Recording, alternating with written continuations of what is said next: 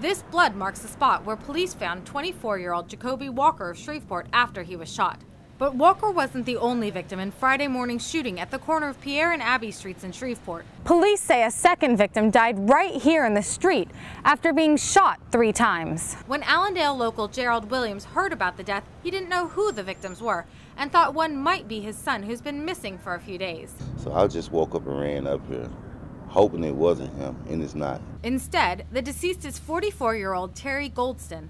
While Williams feels for the victims, he was overwhelmed with feelings of relief.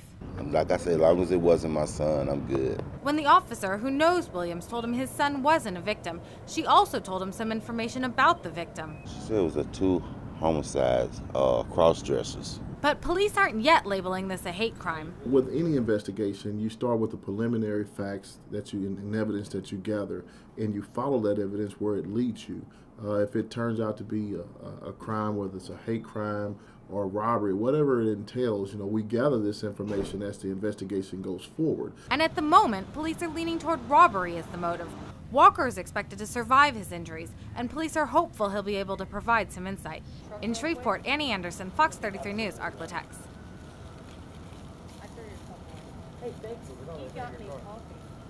Yeah. What a freaking